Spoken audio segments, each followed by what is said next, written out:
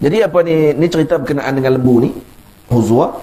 Dan kita dah cerita tentang melawak tadi dan seumpamanya. Kemudian kita cerita pula penghujung last cerita dari mana kisah ni datang. Saya rasa saya pernah cerita kisah ni kepada semua yang hadir. Saya mula-mula rasanya baca kitab ni, cerita tentang Baqarah tu kan. Saya pernah cerita. Biar ni saya ulang balik cerita dia. Ulang balik cerita dia kerana berkait dengan bab. Kenapa kisah ni dipanggil kisah Baqarah? Lembu Baqarah. Cerita dia berkenaan dengan Bani Israel ni. Setelah mana nak dekat cerita ni, bila mana depa nak tanya banyak sangat kepada Nabi Allah Musa, lembu macam mana depa nak cari, lembu macam mana depa nak cari, bentuk dia macam mana, warna dia macam mana, maka akhirnya Allah Subhanahu wa taala memberatkan kepada mereka untuk mencari jenis lembu tersebut. Lembu ni lembu yang luar biasa. Diceritakan annahu kana fi bani Israila rajulun salihun lahu bnu tiflin. Seorang lelaki saleh di kalangan Bani Israel ada anak kecil. Walahu ijlatun ata biha ila ghaidah.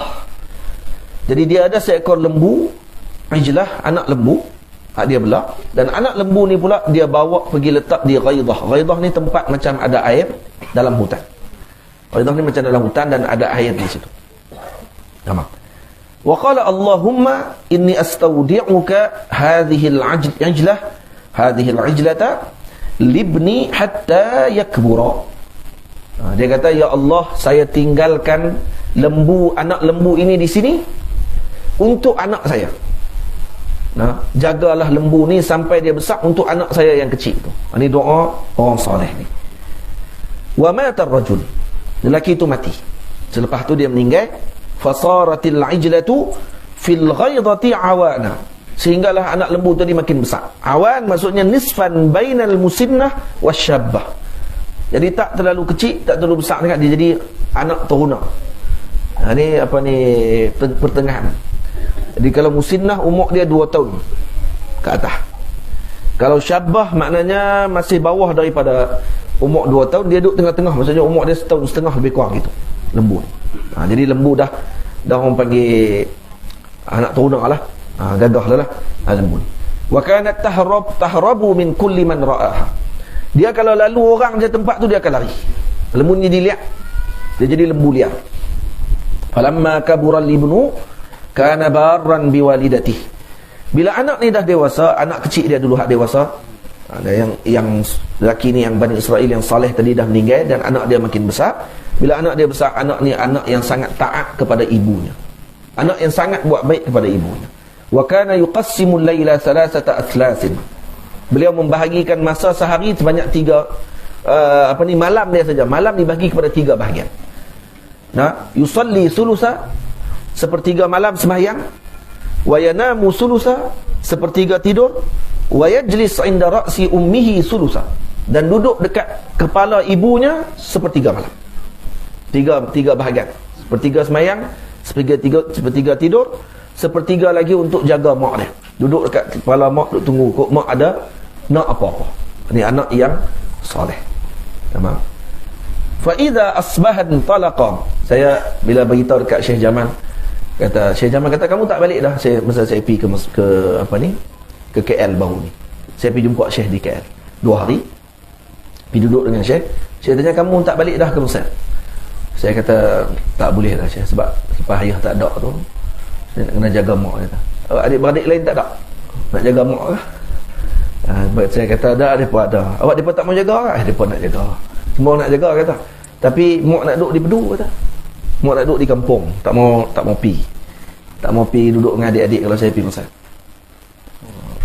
Lepas tu apa Syekh kata kat saya kata, buat baik dengan mak. Buat baik dengan mak sungguh-sungguh. Kenapa dia kata? Kalaulah adik-beradik kamu tahu apa yang ada pada kebaikan tersebut, mereka akan tinggal kerja mereka. Mereka akan tinggal kerja mereka akan jaga mak. Tapi habuan dia dekat hang, dia kata, ambil sungguh-sungguh, jangan tinggal benda tu. Dan tu tidak ada yang lebih baik melainkan yang tu. Kata lebih pada pergi mengaji. Saya kata, saya dah 16 tahun di Mesir. Jadi balik tu jaga mak. Syekh kata itu pesan sungguh. Syekh pesan dulu. Saya bila pergi ke Mesir, semua masyayikh kalau jumpa hak tu dipesan dulu. Ambil berat sungguh depa dengan mak tu sebut. Dia sebut kata saya tak boleh mai kerana jaga mak. Habis tu. Tak ada jawapan dah. Syekh tak boleh kata dah kena mai juga, kena apa tak ada. Dia kata bir ummak. Buat baik dengan mak. Itu ya Syekh pesan. Saya faham. No? Jadi kita kalau ada mak lagi tu buat baik sungguh-sungguh. Baik. Apa dia? Iyalah, buat baik dengan cara sedekah. Sedekah niat kat mak kita. Sedekah niat kat mak kita, niat kat ayah kita. Insya-Allah. Taala bagi kebaikan nanti insya-Allah. Ada seorang ni anak derhaka kepada mak dia. Mak dia dengan ayah dia meninggal dah. Dan dia derhaka. Dia tak tahu macam mana cara nak minta doa lagi dan ampun kepada mak dia dan ayah dia. Sebab dia tak ada masa dah, tak ada dah jalan. Jadi dia buat apa? Tiap-tiap Jumaat dia akan pergi lawat mak dia. Tiap-tiap Jumaat akan lawat ayah dia. Dan akan baca Fatihah dan kemudian akan bersedekah untuk mak dan ayah dia. Sampailah satu hari dia mimpi. Dalam mimpi tadi dimaklumkan kata Allah telah ampunkan dia. Disebabkan kerana buat baik dia kepada ibu dan ayah dia setelah mak ayah dia meninggal. Jadi jangan tinggal. La taqnat min rahmatillah. Jangan rasa putus asa dengan rahmat Allah. Terus buat baik. Mahmakan, macam mana keadaan mereka sekalipun. Kalaulah dalam Quran Allah Ta'ala sebut selepas syirik, apa ni? Apa dia ayat dia? Wabil walidaini ihsana. Apa dia ayat sebelum tu? Ingat?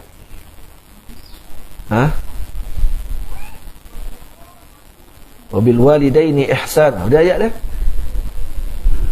Dalam surah Baqarah. Ilhamuddin. Apa dia? Dah. Itu bukan bisa sambung ya. Orang saja sebelum dia pergi sambung. Ada Najmi? Lagi telah ya lihat.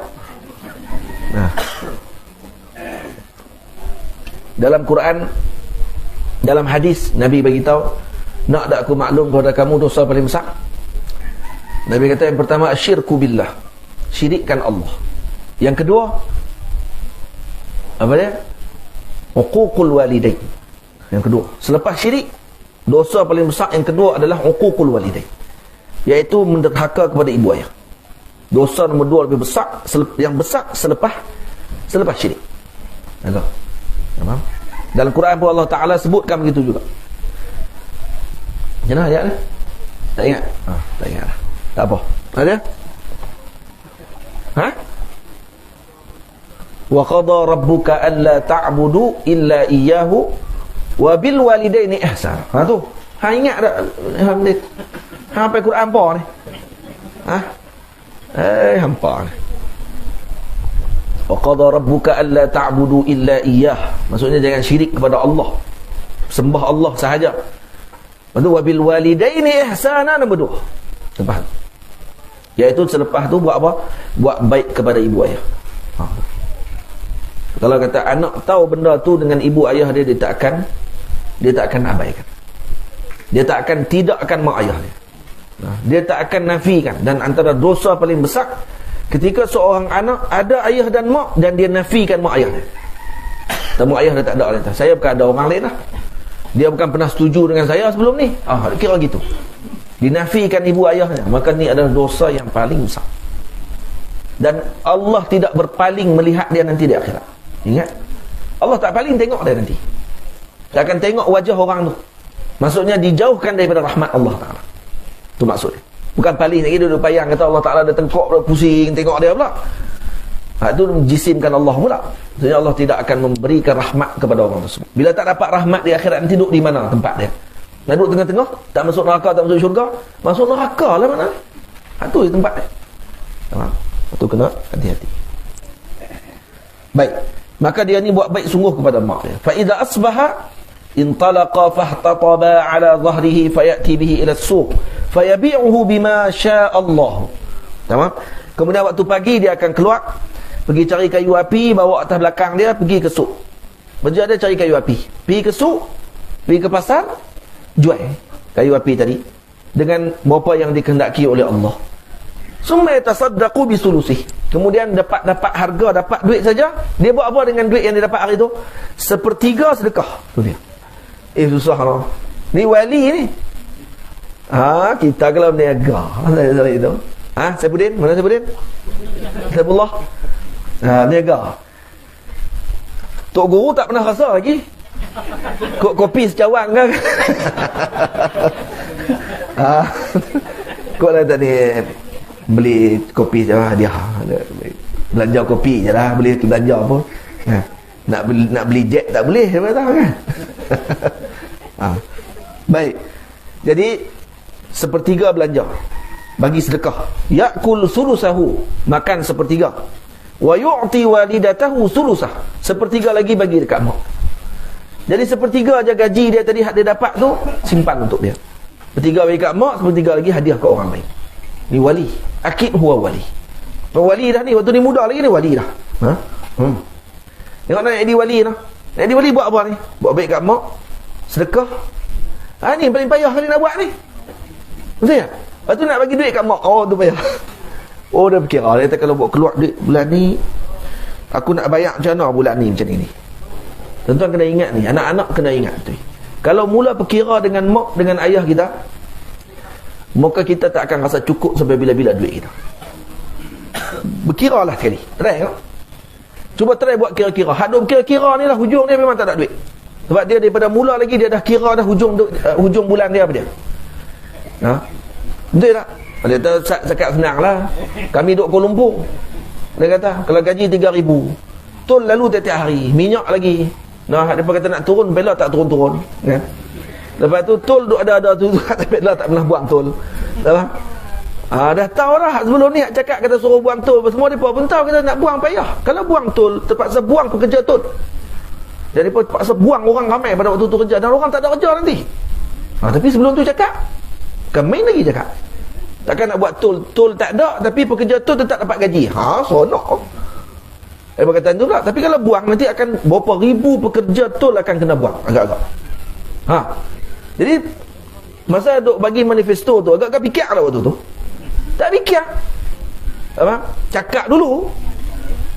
Lepas-lepas dah jadi dah semua kerajaan dah semua baru tahu banyak tol tak boleh buang. Kata tidak, kita kena buang pekerja. Tak, kita tak fikir pasal masalah duit. Kita fikir masalah umat lah ni. Rakyat yang kerja tu.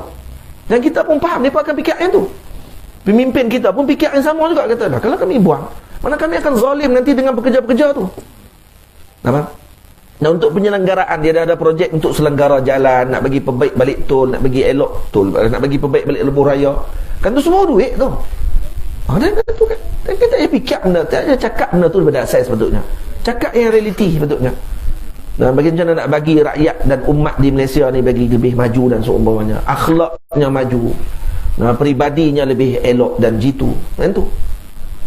Etika dalam pekerjaan dan dalam kerja tu lebih baik. Itu sepatutnya dipikirkan. Baik, tu jadi kita atas Perdana Menteri pula lagi kan. Jadi dia bagi serah kat depa lah tu, kerja pilihan raya pun dah habis dah. Habis don ada lagi no. Baik. Jadi apa ni Allahumma salli ala Muhammad. Apa dia saya cerita tadi? Yang bila ni betul ke apa saya?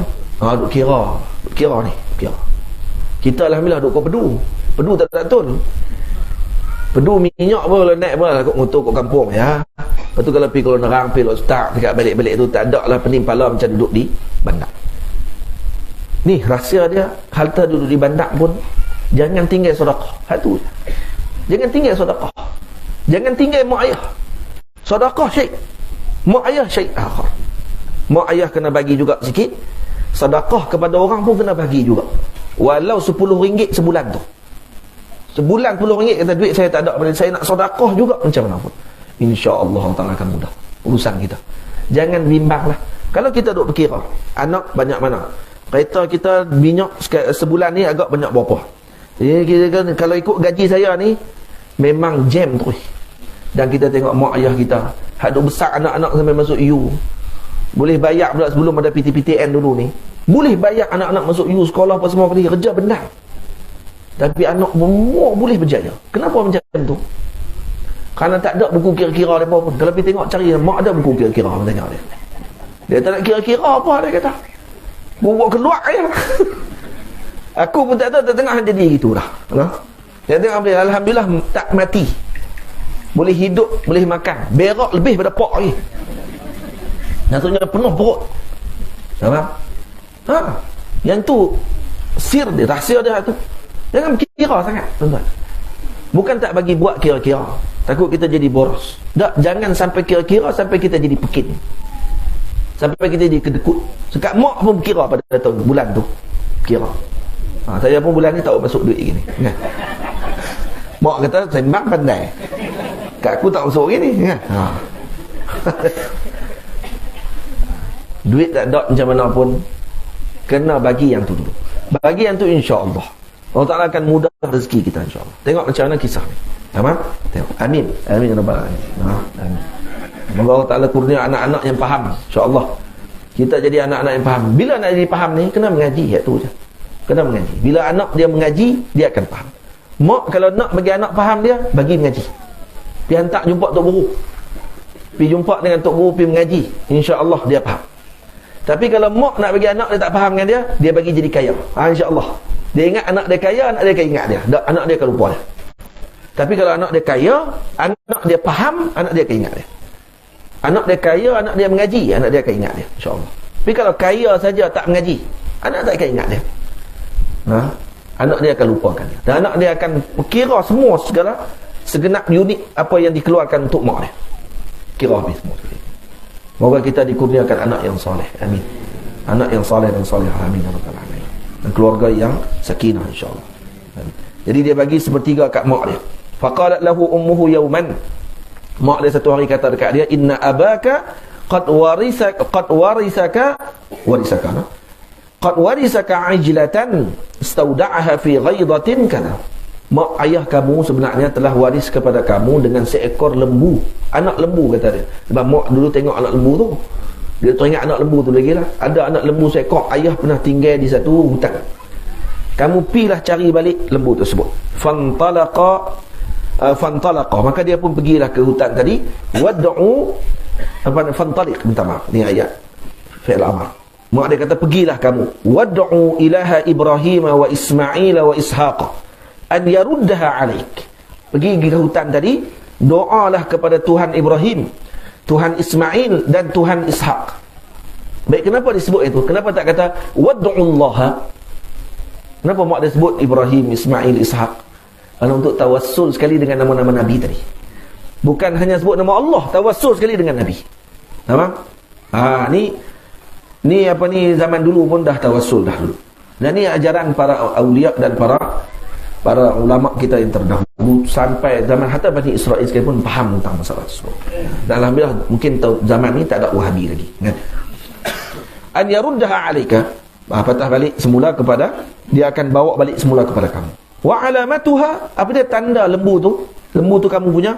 Tilkal baqarah kanat tilka annaka idza nazarta ilaiha yuqayyal ilaika anna syu'a asy-syamsi yakhruju min jildiha. Kalau kamu tengok lembu tu, kamu akan bayang seolah-olah macam keluar cahaya daripada kulit dia. Bercahaya, terang benderang. Tamam. Kemudian dia kata apa? Wa kanat tilkal baqarah tusamma al-muzahhabah.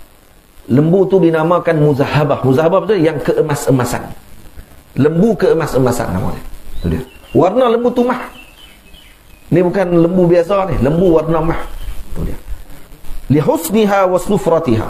Karena cantik dan kuning mah dia. Di anna sufrataha kanat sufrata zainin la sufrata syainin. Karena kuning dia tadi kuning yang indah, bukan kuning yang buruk. Fa'atal fata al-ghaidata fara'aha tar'a fasaha biha. Pemuda tadi masuklah hutan, dia pun tengok, nampak lembu tu, jumpa lembu tu. Lembu tu lihat, jumpa lembu tadi. Lalu dia pun menyeru kepada lembu tadi. Maka kata anak tadi, kata apa? Pemuda tadi kata, a'zim alaika bi ilahi Ibrahim wa Ismail wa Ishaq wa Ya'qub. Dia kata, saya berpegang kamu ni dengan nama Tuhan. Tuhan Ibrahim, Tuhan Ismail, Tuhan Ishaq dan Tuhan Ya'qub. Maka kata dia, fa aqbalat tas'a hatta qamat baina yadayhi. Terus lembu tu mai dekat dia. Tok wali semua. Kita kalau ada doa ni masuk hutan, jumpa kijang. A'zim alaik. bi ilahi Muhammad sallallahu alaihi wasallam wa bi ilahi Ibrahim wa Ismail wa Ishaq wa Yaqub wa Sulaiman, ta'al ilai. Kijang tu main oh syok kita tu. Salah kita masuklah hutan cari sampai berpuluh jam. Bukan kita lah, saya tak pernah masuk kan. Duk dengar depa cerita kan. Payah nak jumpa kan. Tu dia. Fa aqbalat tas'a hatta qamat baina yadayhi fa qabada ala 'unuqiha yaquduha fatakallamatil baqaratu bi idznillah ta'ala. Lembu tu mai kat dia dan lembu tu bercakap kepada dia dengan izin Allah. Lembu bercakap. Tu dia. Apa kata lembu ni? Ya ayyuhal fata al-barru liwalidatihi. Tengok, wahai anak muda yang taat kepada ibunya. Tengok, tu sifat pertama yang mulia yang disebut tentang anak muda ni apa dia? Al-bar liwalidatihi, buat baik kepada mak. Allah. Irkabni, kata dia. Irkabni. Atau urkubni. Rakiba yarkabu urkub kan. Rakiba yarkabu irkab. Irkabni. Irkabni, naik saya, kata dia. Naik atas belakang saya. Fa inna dzalika ahwan alaik. Faqala al-fata inna ummi lam ta'murni bidzalik. Naiklah saya akan bawa balik kamu. Kita jalan sekali. Kan dia jalan dengan apa ni, lembu tu mai. Lembu tu kata naiklah atas saya. Kata pemuda ni, mak saya suruh mai panggil kamu saja, bukan naik kamu. Allah. Sakat noh. Memang bar liwalidati sungguh lah. Memang ikut cakap mak sungguh ni. Mak kata suruh mai panggil saja, bukan suruh naik. Dia kata, walakin qalat quz bi'unuqiha.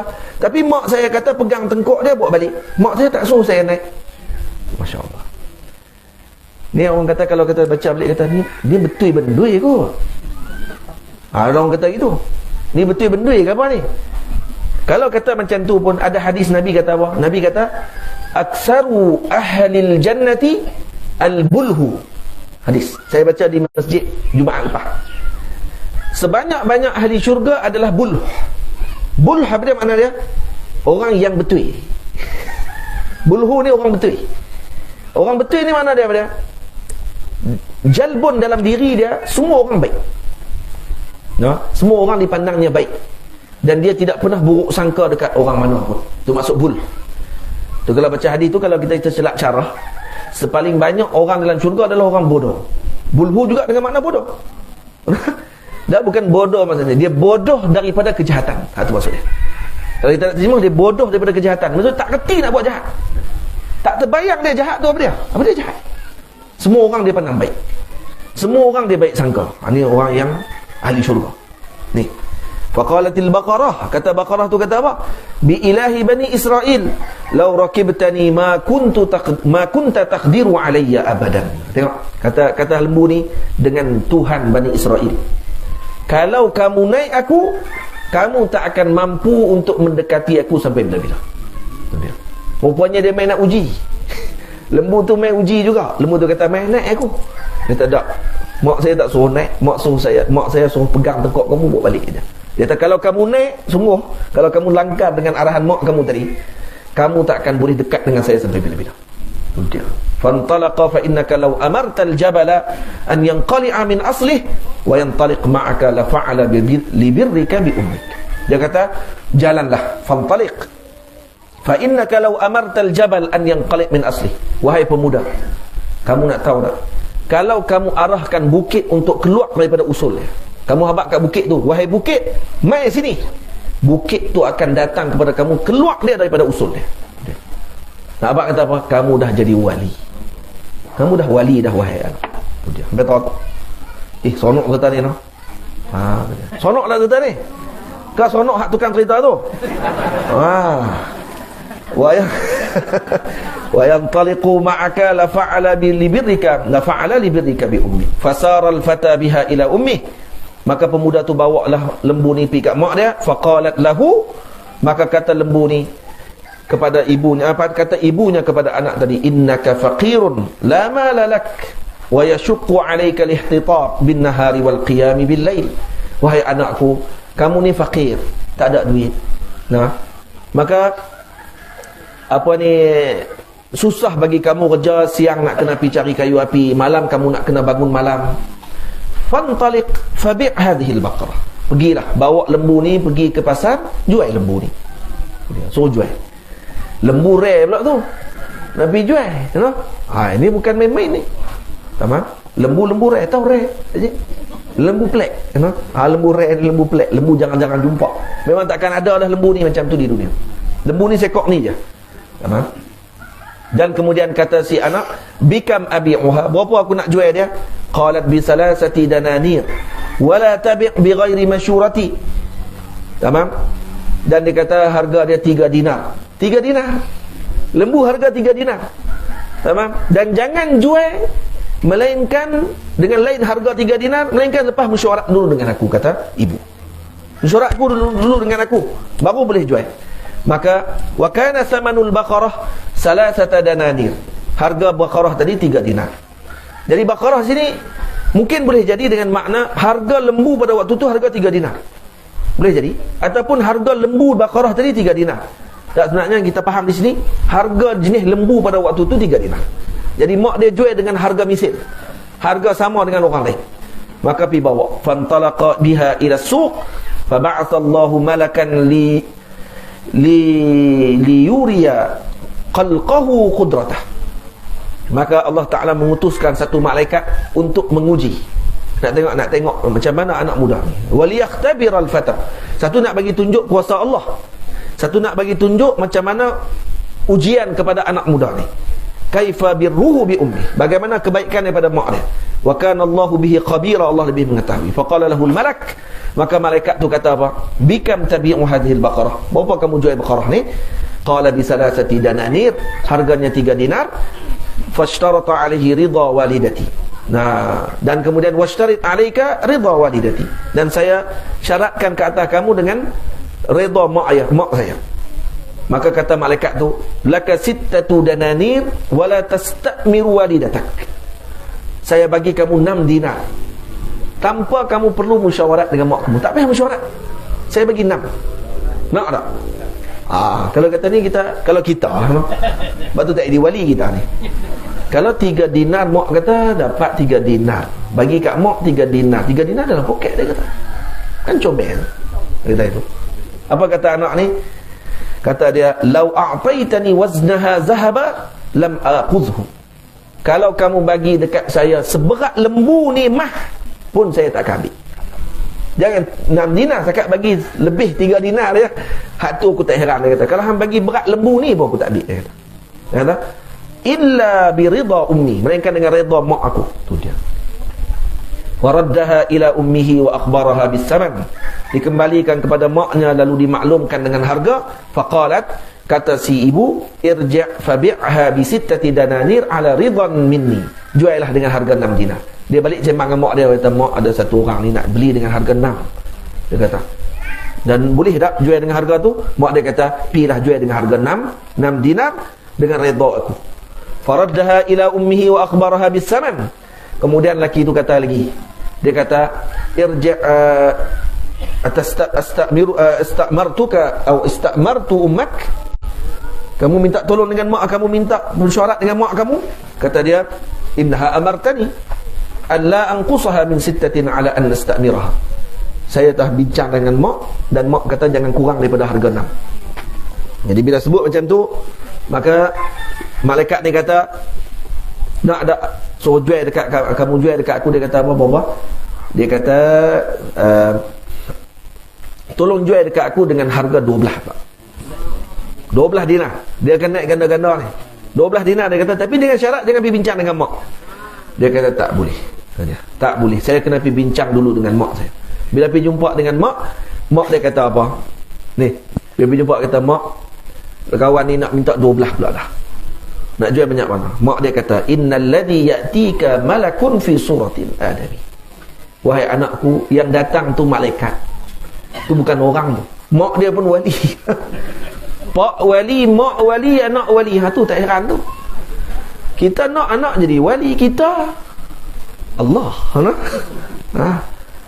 Liyakhtabira, dia datang tu uji kamu. Fa idza ata faqul lahu, kalau dia datang lagi lepas ni, kalau dia datang lagi, tanya kepada dia, atamuru an tabi'an nabi'a hadhihi al-baqarah am la, kamu nak suruh kami jual ke tak mau jual ni? Duk uji-uji saja, ni nak suruh jual ke tak mau jual. Fa fa'ala, dia pun pergi jumpa. Malaikat tu kata dia pun tanya kepada malaikat, dia kata kepada malaikat tadi, dia kata, kamu nak suruh kami jual ke tak mau jual ni? Saya tahu kamu siapa. Dia kata, mak saya dah habaq lah. Betul. Malaikat tu kata, amsiki hadhil baqarah. Pegang Baqarah ni, kata kepada ni, habaq kepada mak kamu, pergi kepada mak kamu, bagi tahu dekat mak kamu. Sebab malaikat ni tahu dah, kalau dia habaq kat lelaki ni, budak muda ni akan kata, saya kena tanya mak dulu. Jadi lah ni malaikat tu terus sembang dengan mak dia terus. Malaikat tu kata, bagi tahu kat mak kamu, pesan kat dia, jaga lembu ni, nanti ada orang akan datang. Fa inna Musa bin Imran yashtariha minka liqatilin yuqtalu fi Bani Israel. Nanti akan datang Musa bin Imran, Nabi Musa akan datang kepada kamu, beli lembu ni untuk mencari penyelesaian bagi pembunuhan yang berlaku di Bani Israel. Fala tabi'uha illa bimil'i miskiha dananir. Jangan kamu jual, jangan kamu jual lembu ni dengan harga apa? Melainkan dengan harga sepenuh kulit lembu tadi, dengan harga mah. Dia penuh kulit lembu tu, masya-Allah. Fa'amsakuha wa qadara Allah Ta'ala ala Bani Israel zabha tilka al-baqarah bi'ainiha fama zalu yastawsifunaha hatta wasafa lahum tilka al-baqarah bi'ainiha mukafa'atan lahu ala birrihi biwalidatihi fadlan minhu wa rahmatin. Fadlan minhu wa rahmatan. Jadi di sini sehinggalah sampai Bani Israel ditunjukkan tentang lembu itu, dan akhirnya anak tadi mendapatkan kemuliaan dan kebahagiaan, kekayaan, disebabkan kerana apa? Kerana kerana buat baik dengan ibunya. Ni kata ulama, kalau nak kaya, buat baik denganmu, insya-Allah akan kaya. Kaya tak mestinya ada 3 juta dalam bank kita. Kaya jiwa tu lebih diperlukan. InsyaAllah kita akan jadi kaya jiwa. Amin ya rabbal alamin, InsyaAllah. Jadi habislah cerita kita hari ini bab lembu. Lembu Baqarah, moga dapat manfaat. Dan insyaAllah bila mana disebut atattaqiduna huzwa, qala a'udzu billahi an akuna minal jahilin. Kita dah selesai pada ayat tersebut. InsyaAllah minggu depan kita akan baca qalu du'u lana rabbaka yubayyin lana ma hi. Kita akan baca tentang ayat tersebut.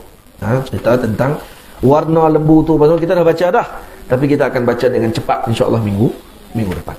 Debat. Walhamdulillahi rabbil alamin, insya-Allah.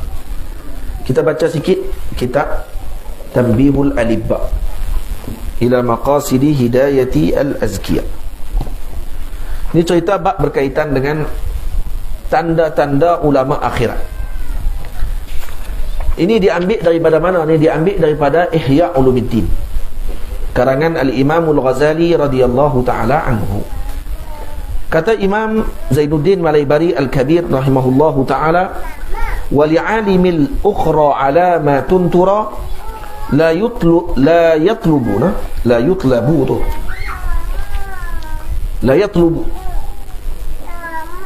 nak mama habis Allah.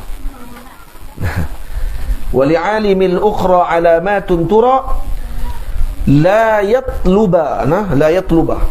Boleh bagi betul. La yatluba. Betul kan?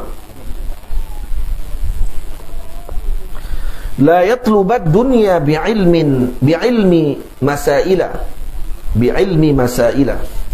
Tamam?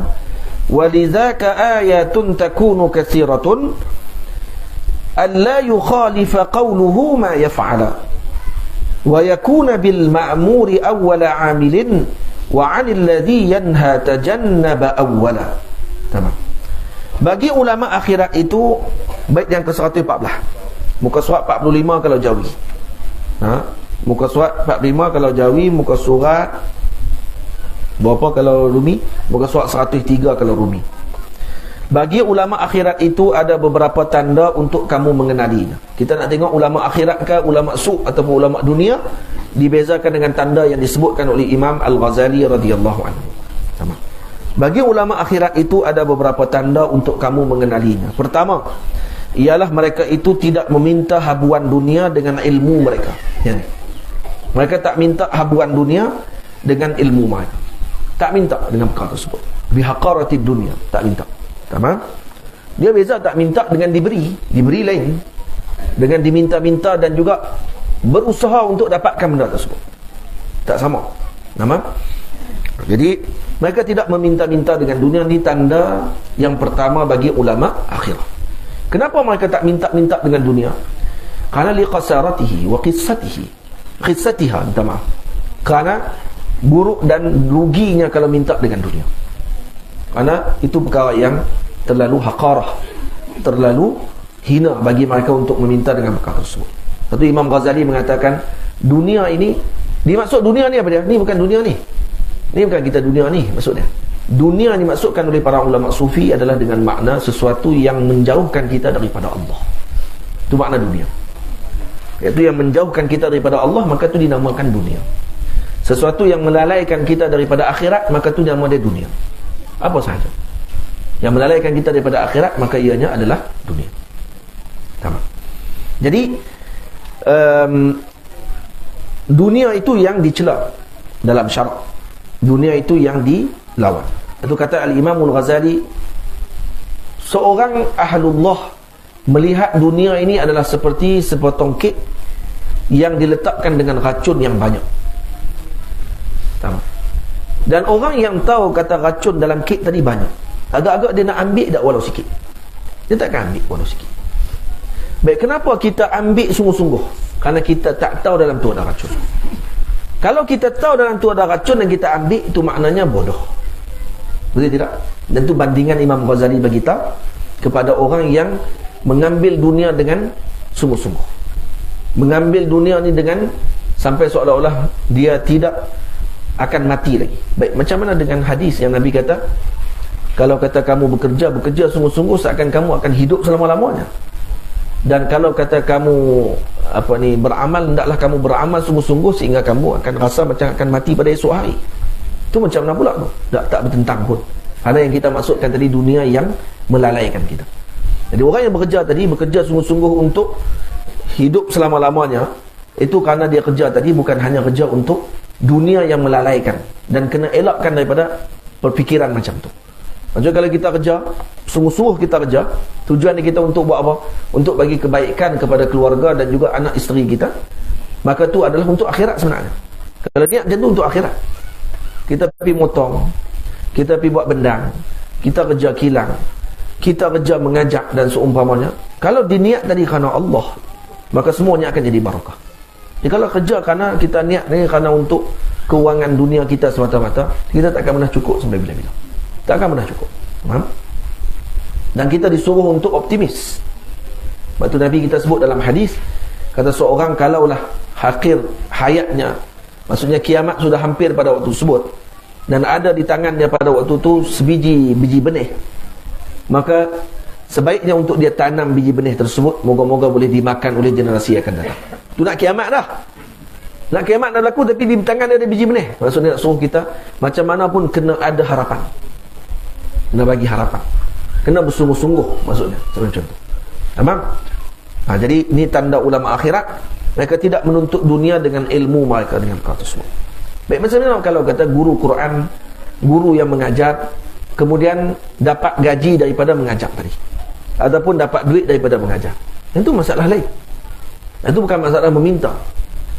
Itu masalah kalau kata diberikan upah kepadanya dengan pengajaran dia tersebut, atau diberikan kepadanya dengan sagu hati dengan pengajaran dia tersebut. Baik, adakah boleh untuk dia ambil? Para ulama mengatakan hukumnya adalah harus diambil. Harus diambil kerana apa? Kerana itu juga hak dia. Baik, kalau dia tidak mau ambil tu terpulang, tak ada masalah. Tapi jangan diwajibkan kepada orang lain untuk ikut dia. Nampak? Dia tak boleh wajib kepada orang lain untuk ikut dia dengan pada waktu tersebut. Nampak? Tu ada ulama bahas tentang masalah mengambil muqabil dengan mal berdasarkan kepada amal taqarrub kepada Allah. Ada satu kitab dalam maktabah saya, ada 2 jilid kitab bincang masalah tu saja. Masalah melakukan amal taqarrub, buat amal ibadah untuk muqabil dengan mal, dapat duit dengan amal tersebut. Contoh baca Quran untuk dapat duit. Contohnya baca kitab untuk dapat duit. Pergi ke masjid ngajak kitab semua kali tak dapat duit. Itu macam mana? Apa hukum dia dan seumpamanya? Mengajak Quran Lepas tu dapat duit dengan mengajak Quran, letak apa ni, letak yuran dan seumpamanya. Macam mana hukum dia ataupun dibincang oleh para ulama. Faham? Jadi apa ni, itu semua ni perbincangan ilmu. Jangan kita guna dengan emosi. Jangan guna emosi saja. Bab-bab tu jangan guna emosi. Faham? Dia kata jual agama lah apa semua. Ni kalau kata pergi mengajak, tengok-tengok sampul tak dapat pergi mengajak tu, dia tak rasa apa. Dia kata tak apa, dia tak bagi. Faham? Kalau tak bagi tak apa. Kalau bagi dia tak minta. Kalau bagi dia tak minta. Kalau tak bagi dia tak cari. Itu ya. Dia pergi tanya telefon pula. Dia tak nak bagi, dia tak ada pun. Buka-buka tengok dapat banyak ni je. Ni banyak macam tu. Ada seorang ni terkenal sampai di satu masjid. Masjid ni lah cerita kat saya. Sampai di masjid tu dia pun tengok dia duk ada. Dia pun minta dah dia bagi khutbah Jumaat. Orang kita ni kan kira siapa. Dia kan tengok tok guru apa semua, dia tengok terkenal. Terkenal, dia bukan tok guru. Dia terkenal. Oh, suruh bagi khutbah Jumaat. Bagilah kawan khutbah Jumaat. Minggu depan mai surat daripada pejabat kawan tu minta 6,000. 6,000 bagi khutbah Jumaat di masjid tu, minta 6,000. Sebab ambil masa dia untuk dia bagi khutbah. Masya-Allah. Apa rasa pada muka. Hampa pantang tengok orang terkenal apa pulut. Dia terkenal ya. Dia dah ambil masa saya. Dia pun bukan jemput saya, dia tengok saya ada waktu tu, dia pun jemput saya naik atas pentas, naik atas mimbar, bagi khutbah, mai surat 6,000. Jenuh. Kutip duit masjid pula bagi. Kita minat macam tu kan? Minat. Kita pun minat macam tu. Minat nak panggil yang bagi terkenal saja panggil. Moga-moga tu mungkin akan terkenal di akhirat nanti kot, insya-Allah. Baik. Jadi jangan buat macam tu. Alim jangan macam tu. Kalau alim buat macam tu, maka dia memalukan sebenarnya. Kalau diberi, alhamdulillah. Kalau tidak diberi, tidak meminta. Dan dia tidak akan mencari-cari dengan perkara tersebut. Dan orang yang manggil pula, dia pula keti gamak. Dia kata dia alim. Ni tok-tok wali ni. Jadi kalau doa turun terus dari langit tu, tak bagi tak apa lah. Tak apa, ikut suka lah. Kalau fikir macam tu. Jadi apa ni, dia kena pakat-pakat reti gamak. Umat ni kena reti gamak. Kalau dia reti gamak pun dia reti lah, insya-Allah. Baru dia jadi orang. Kalau tidak jadi kera lagi. Jadi macam nak kera sikit. Sebab apa? Sebab tak reti gamak. Baik, walizaka ayatun takunu katsiratun, bagi mengetahui bahawa alim itu tidak menuntut habuan dunia dengan ilmunya, itu ada tanda yang sangat banyak. Apa dia antaranya? Alla yukhalifa qawluhu ma yaf'ala, iaitu tidak akan bercanggah ucapannya dengan amalannya. Ucapannya dengan amalannya tidak bercanggah. Tamam? Itu yang pertama. Yang kedua, wa yakuna bil ma'muri awwala 'amilin. Kedua, dan dia terlebih dahulu melakukan apa yang disarankan. Wa 'anil ladzi yanha tajannaba awwala, serta terlebih dahulu meninggalkan apa yang dilarang. Dia lawan dulu, dia tinggal dulu apa yang dia larang, dan dia lakukan dulu apa yang dia suruh. Maka ni dalil ulama akhirah. Kalau bukan ulama akhirah, tang suruh orang nombor satu, dia orang pertama yang tinggal benar tu, dan dia pada dengan hak dia suruh saja. Tamam? Dia tak buat pun. Moga kita terelak daripada perkara tersebut.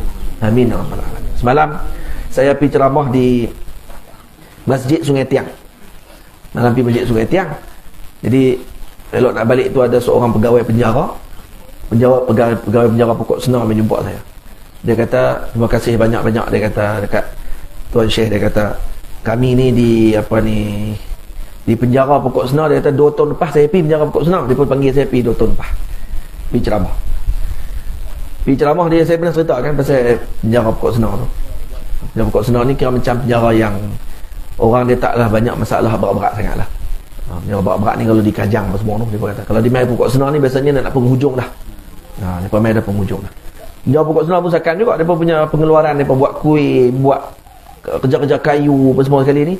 Ada satu tahun tu dia kata puasa, raya puasa, raya Aidil Fitri ni, dia pun jual kuih dapat 1 juta.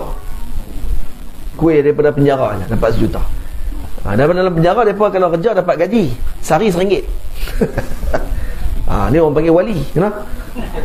Kalau kat luar kerja sehari RM1, mati majikan tu, kena belasah, kenapa? Ni sehari RM1, masak dapat RM1, sapu-sapu sampah sehari, apa semua kalau buat kerja sehari RM1 dapat gaji. Lepas ada lah orang dapat gaji ni. Dia kadang-kadang keluar tu lepas 20 tahun duduk memang sehari RM1. Keluar ada lah RM300. Duduk kat 40 tahun kerja betul-betul ni RM300 dapat. Dan dia pun dapat masa seronok lah. Tu tempat kewalian orang panggil. Nak jadi wali masuk. Jadi saya pergi tu, saya pergi tengok mereka punya semangatnya selawat waktu tu. Mereka suruh saya jadi juri. Kita pergi ceramah saja, harus jadi juri. Juri duk pergi ni tengok mereka punya perarakan, duk arak bersambil selawat. Ni muka pecah rumah. Selawat ni Allah bersemangat.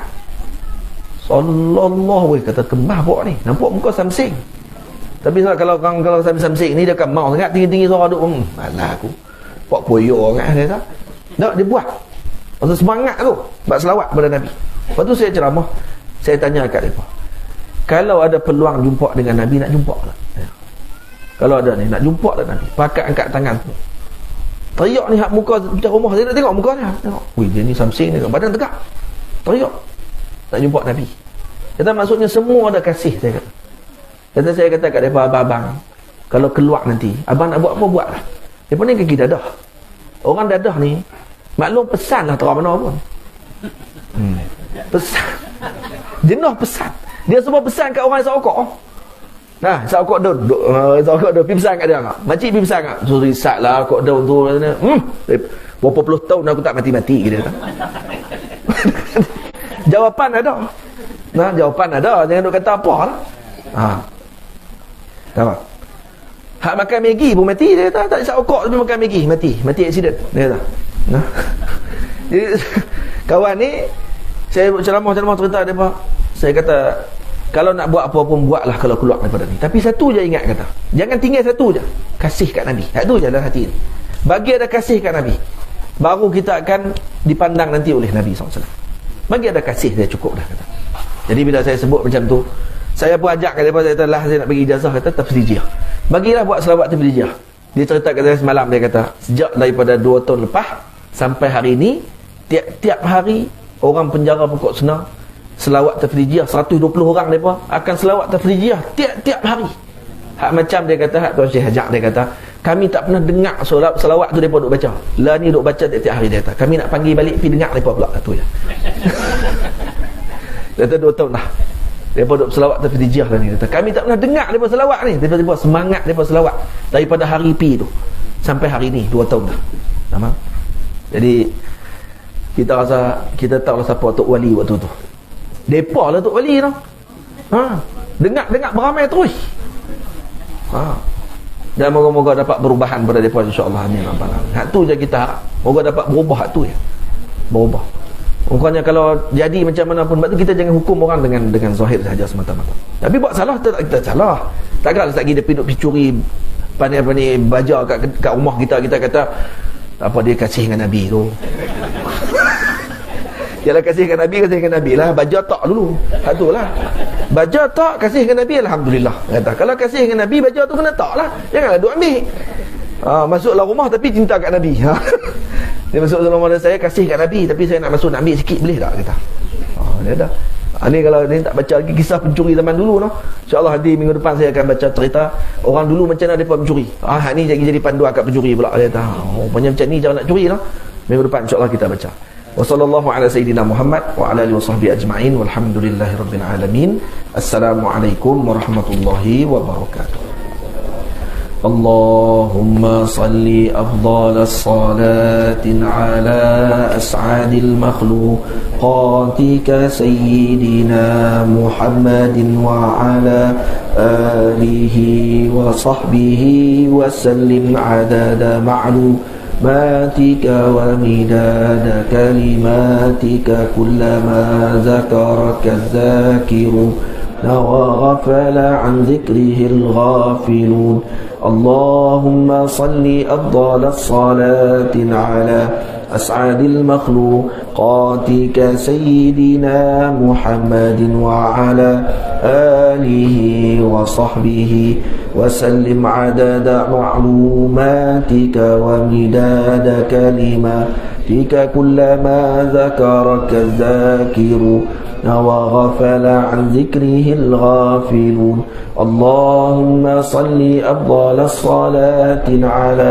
أسعد المخلوقات كسيدنا محمد وعلى آله وصحبه وسلم عدد معلوماتك ومداد كلماتك كلما ذكرك الذاكرون وغفل عن ذكره الغافلون وصلى الله على سيدنا محمد وعلى آله وصحبه أجمعين والحمد لله. Silakan.